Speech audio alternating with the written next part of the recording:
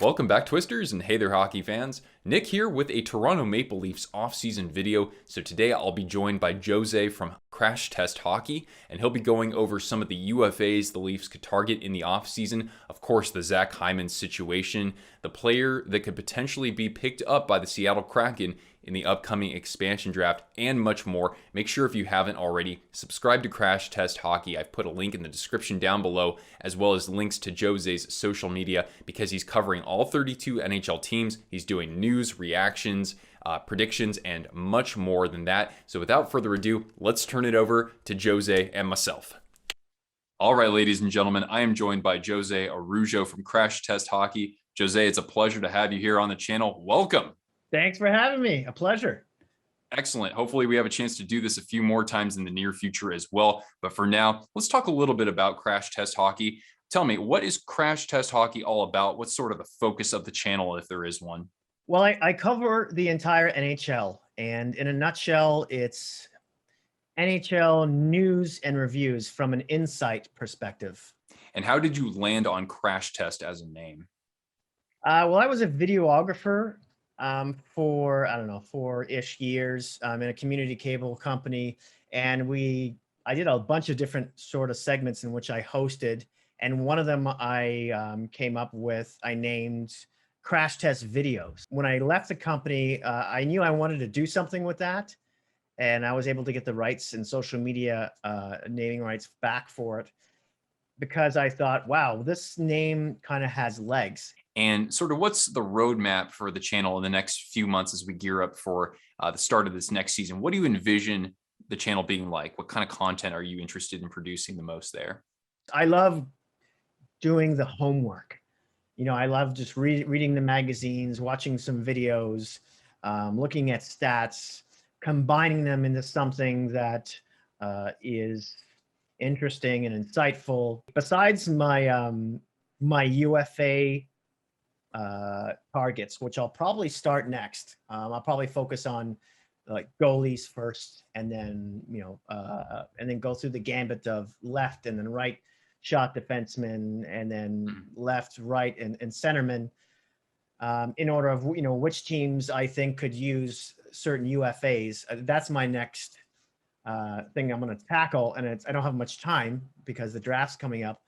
And then after that, I'll be looking at off-season reviews of all 32 now NHL teams. Wow, that is a lot of content for a shortened off-season, but that's very impressive that you're willing to put in the work there to form some opinions on that, and hopefully garner more views for topics like that a lot of people are searching for. So good stuff. All right, now we're going to dive into the Maple Leafs, your favorite team. I got a 10-pack. I got a twisted 10 to ask you here.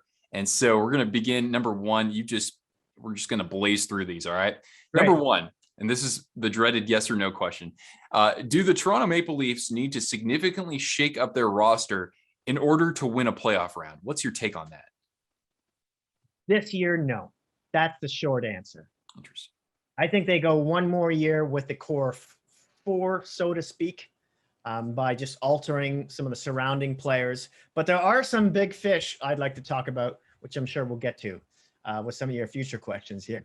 We certainly will. All right. So where do you place acquiring draft picks among Kyle Dubas's priorities this offseason? Honestly, not high. I know, I mean, the Leafs are short of them at the moment, but they're very much in win now mode. Some people are saying they may even take a step back this year because their division is going to be so very competitive with Tampa and Boston and Montreal, and even Ottawa's looking good now, and Florida's looking good. Not quite as high. The only scenario I see in happening is if they decide to trade Morgan Rielly. And I know that sounds a little crazy because he's got one more year left on his contract, but Dubas has said he's not going to let him walk. He's either going to sign him to an extension or he's going to trade him, unlike some of the previous UFAs that they've let go. Let's go into question number 3 here. So who are your Leafs that are most likely to be exposed to the Seattle Kraken? I have 3, and most people have heard these names before. Kerfoot seems like the most likely. He's their centerman who's like a Swiss Army knife. He can work special teams. He doesn't have the greatest shot, but he's feisty. He's usually a third line center, but can step up in the top six and be a bit of an energizer bunny for you. And he's making around 3.5. So if they do lose him, at least they clear up some cap space. But I'm really hoping they trade him before the deadline if they're not going to protect him. The other two guys are Travis Dermott, whom a lot of people think is going to go. He just signed an extension for 2 years at 1.5 for each year. Then there's Justin Hall, who is the right shot defenseman who plays on the second pairing beside Jake Muzzin, who I'd like to see picked by the Kraken. It's not like he's a bad defenseman. I just feel the Leafs really need to upgrade in that position. And really, Jake Muzzin makes a lot of his partners look good. But I think it's probably going to be either Dermott or Kerfoot. Kerfoot would kind of be the answer to my next question in that case. So which player that you didn't mention there, do you fear Dubas could actually expose to Seattle and in a move that could bite them in the butt? Right. Well, you just said it, right? Kerfoot. There's no other player I see Seattle going after, and especially with Toronto, covering up their top four on the forward bunch and their top three on D. I don't see anything else happening. And Kerfoot has value, which is why I think they should trade him now. He could, on Vegas, he could be their second line centerman. Really. So, because they're so thin down the center. But there's a lot of teams that, on a real good team, he's a third line center. Okay. Question number 5. Which team is Frederik Andersen on at the start of next season? Edmonton is so desperate for a goaltender. And Mike Smith had a great year last year, but the guy's 39, 40 years old. He should be a backup. Nobody envisioned this guy being that good last season. And I seriously don't think that's going to happen again. So other teams who I think might be in on him, maybe like Arizona, possibly, maybe Chicago. That's another one. Carolina, because, Mrazek is a UFA. So is Reimer, I believe. So, yeah. Yeah, I actually like the idea of him in Chicago. I could see that as a good destination for him. Okay, so now we're hearing that Zach Hyman can actually talk to other teams out there. So kind of defeats my question a little bit, but let's get hypothetical on this. All right. So you're Kyle Dubas. Which player or players are you clearing off the roster in order to make enough cap space for a guy who basically over the last 2 seasons produces at a 61 point pace per 82 games in Zach Hyman? Anderson's gone. That's $5 million. Let's say they lose Kerfoot. That's about 3.5. Or Hall, that's $2 million, right? And he's been nothing but terrific, and he's exploded, as you've said, the last couple of seasons. He's a power forward. The thing is, he blew out both his knees the last season and a half, and he's like 29 years old right now, and I'm sure he's still going to be good for 2 or 3 seasons at least. I'd say I'd pay him somewhere around $4.2 million per season. And I'd give him like 7 or 8 years, right? Because the Leafs window is about, give or take, 3 years right now when you look at the contracts of Matthews and Marner and Tavares and so on. So who cares about the money, 2-3 years after down the road, because the cap eventually will go up. Front load the contract because it's legal. Yeah. Give him as much money as you can in the first and the second year, which almost no other team can do besides maybe the Rangers. Well, I was going to say our next question is Who is one forward who's a UFA and a defenseman who's a UFA who you'd want the Leafs to land? So do you have a free agent? The big fish is obviously Hamilton. Everybody wants him, right? He's more of an offensive defenseman, as we all know. The Leafs could use some help on the power play. He's not terrible at defense, but he's just going to be asking for a lot of money. The list I go down here, my next on my wish list is David Savard, formerly of Tampa and the Columbus Blue Jackets. He may also be asking for too much money for them. I see these as replacements for Justin Hall or players that could bump him down, by the way. Jamie Oleksiak from the Dallas Stars, although he is a left shot and the Leafs need a right shot defenseman, I'd look at him. The guy's huge. It would be great in the playoffs. Bogosian, I really hope the Leafs re-sign him. He was a real surprise on that third pairing playing with Rasmus Sandin. I hope they can get him back.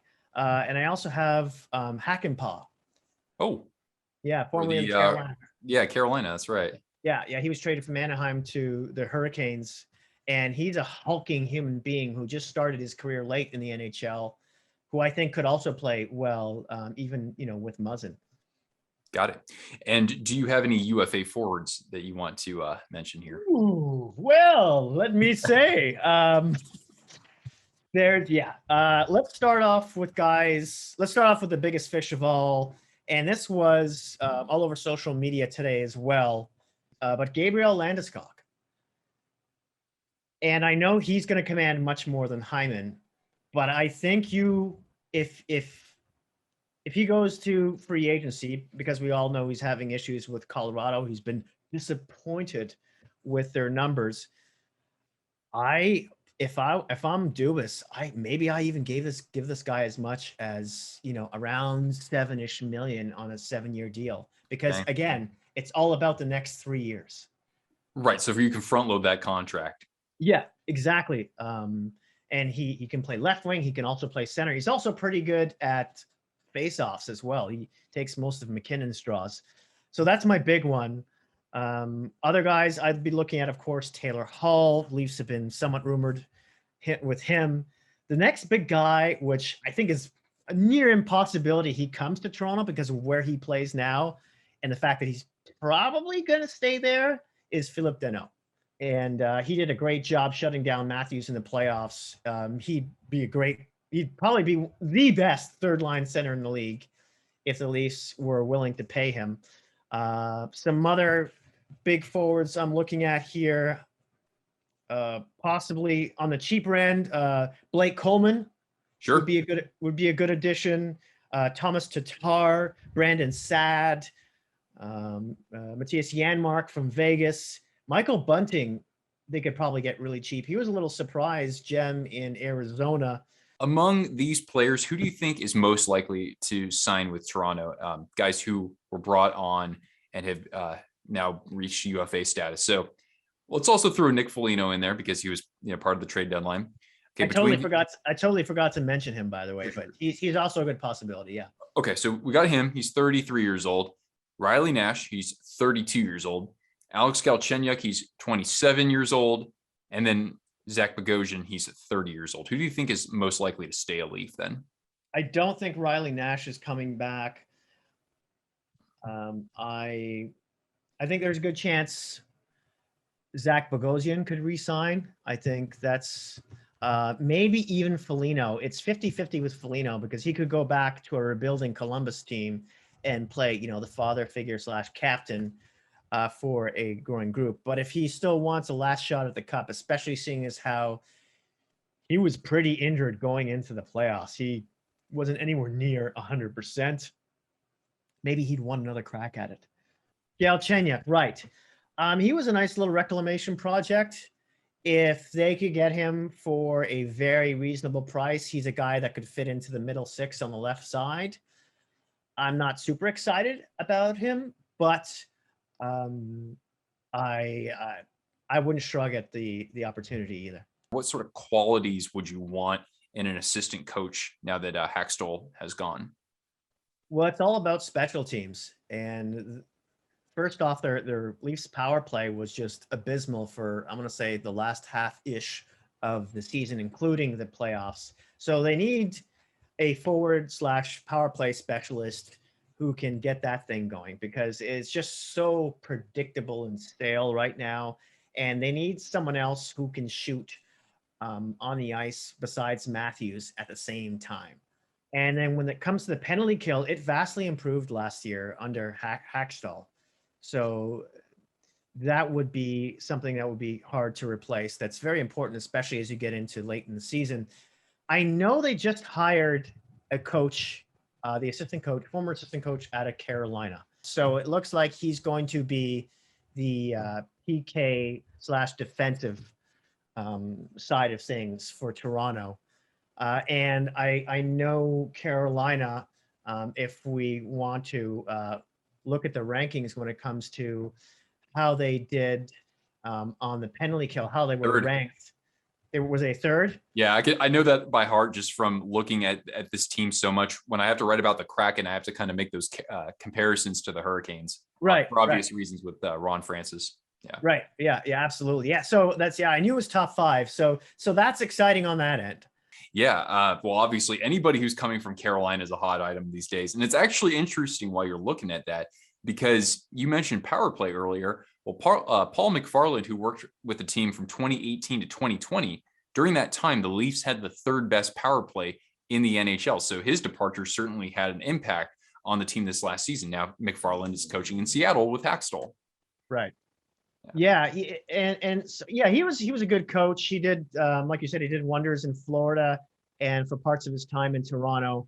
All right, let's finish up with our last Leafs question here. So I hope that you had a chance to think on this one, and it's never going to happen. But give me your proposal for the Leafs to acquire Jack Eichel, and you can package in other players if you want. For example, if Skinner didn't get drafted by Seattle, then you could bring him on. Buffalo could retain salary. What do you think would have to happen in order for you guys to get Eichel?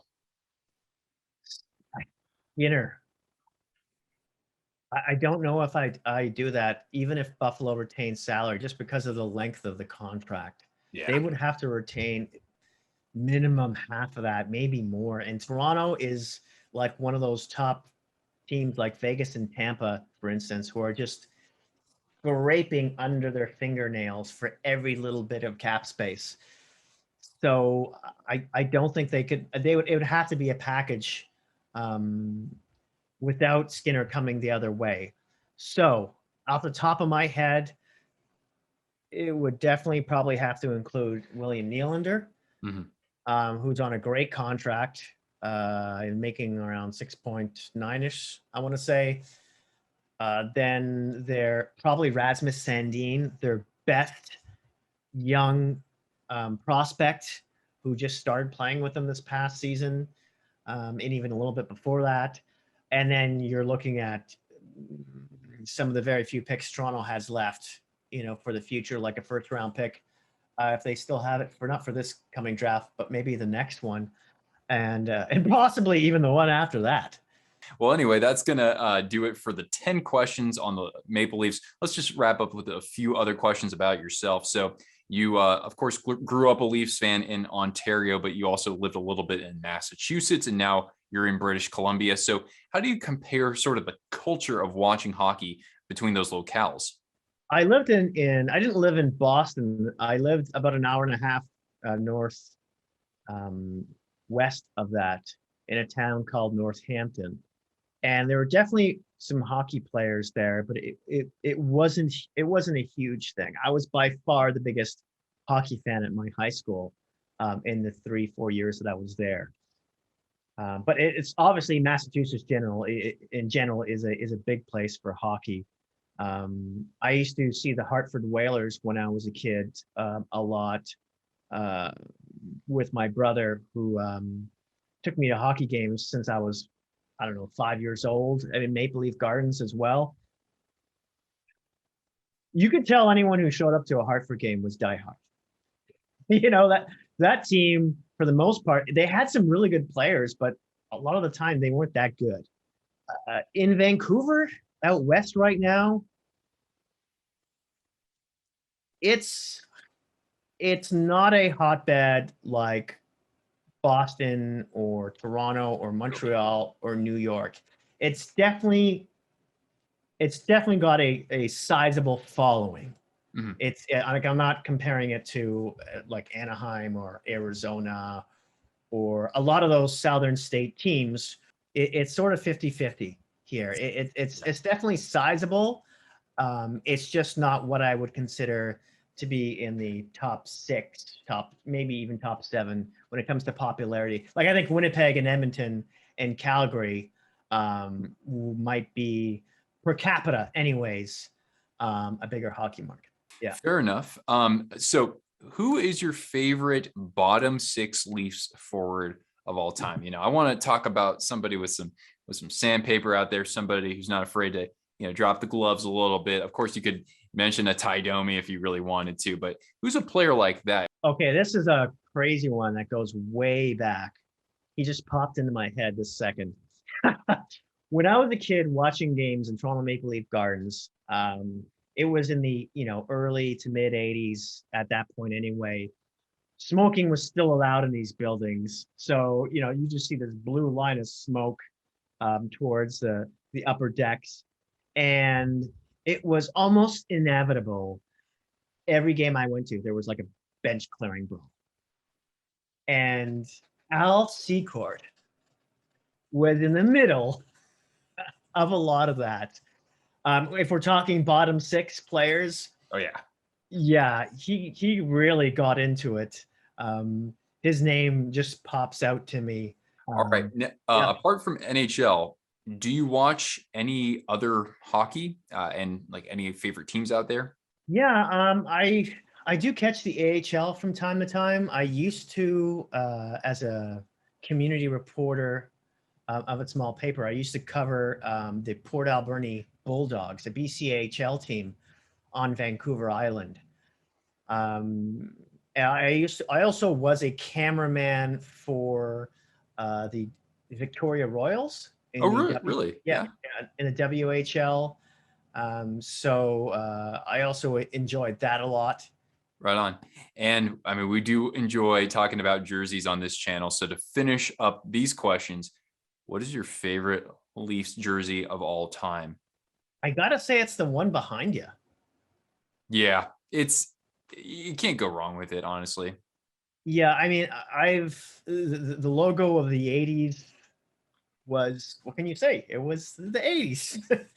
And this one, I like the fact of the detail that it has on the leaf, the vines, what they represent, with the cups and everything. It's kind of a perfect mix of vintage and modern. The St. Pat's jersey is kind of fun too. But yeah, it's nostalgic, but at the same time current.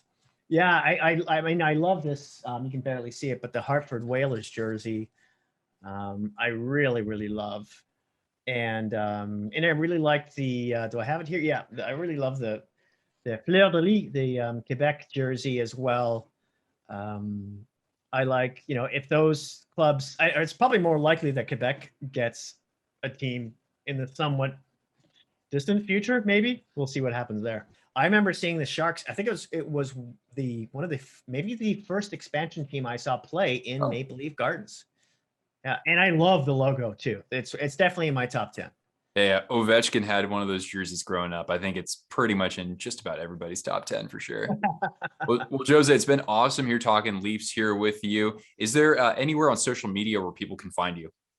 Yes. Obviously, you can find me on YouTube under Crash Test Hockey. I'm also on Twitter at Hockey Crash Test. I'm also on Instagram under Crash Test Hockey, and of course, Facebook under the same name as well. Well, I'll be sure to provide 3 of the 4 links below because I don't use Facebook. But anyway, thank you so much, Jose. It was a pleasure talking with you here. We'll get you on the channel at some other point in the future. And of course, enjoy the off season. You too. Thanks so much for having me, Nick.